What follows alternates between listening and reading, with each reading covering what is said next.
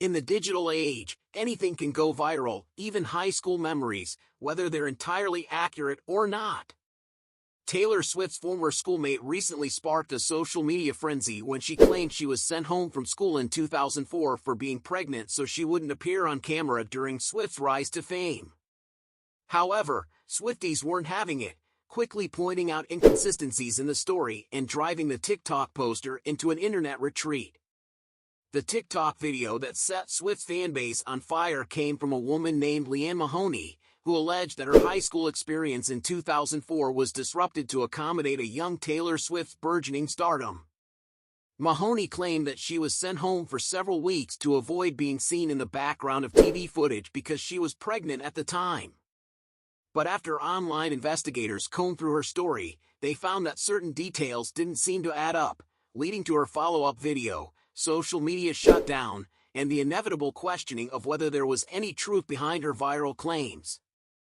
Mahoney's original claim was bold. In her now-deleted TikTok video, she stated that in September 2004, when she was 16 years old, a film crew arrived at Hendersonville High School to record Taylor Swift. To avoid showcasing a pregnant student in the background, the school allegedly sent her home for 4 to 6 weeks, altering her lunch period and keeping her away from the cameras. According to Mahoney, this was done to protect both Swift's image and the school's reputation. However, the incident allegedly caused her to miss out on her education. The key details that raised eyebrows came almost immediately after the video went viral.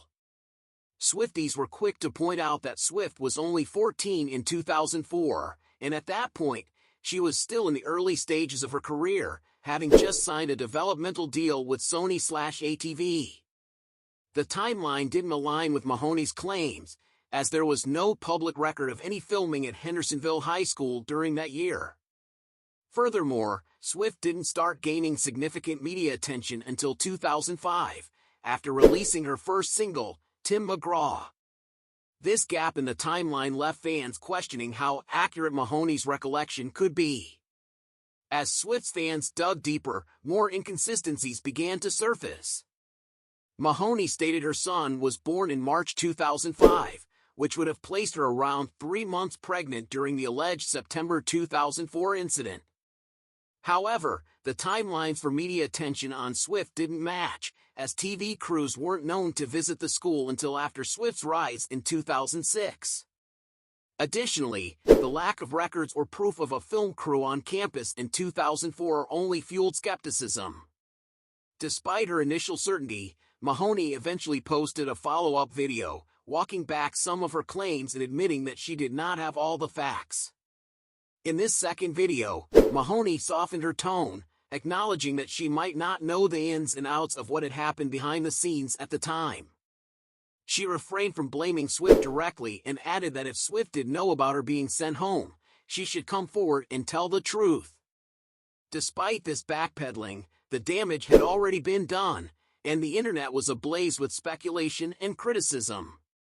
Swifties were quick to label Mahoney's claims as an attempt to discredit Swift, especially given the timing, just days after Donald Trump, whom Mahoney publicly supports, criticized Swift for backing Kamala Harris in the upcoming election. Mahoney's ties to pro-Trump rhetoric only added more fuel to the fire. Some Swifties noted that Mahoney had a history of targeting Swift, especially after she previously appealed to the singer for donations to a GoFundMe campaign in 2015. Screenshots of these appeals resurfaced, showing that Mahoney had repeatedly tagged Swift in her posts, asking her to share or donate to her fundraiser.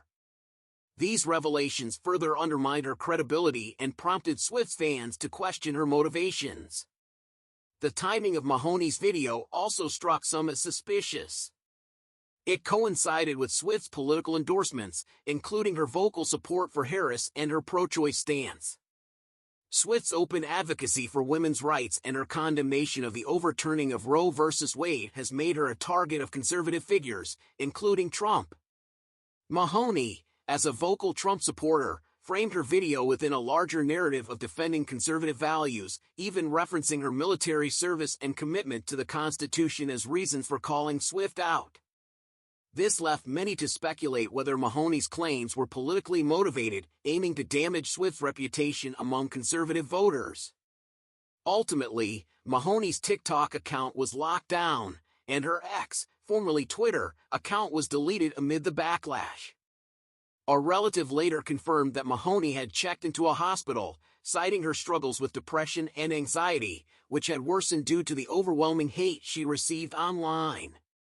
The situation highlighted not only the power of Swift's fanbase but also the dangers of viral fame, especially when accusations are thrown into the chaotic and often unforgiving world of social media.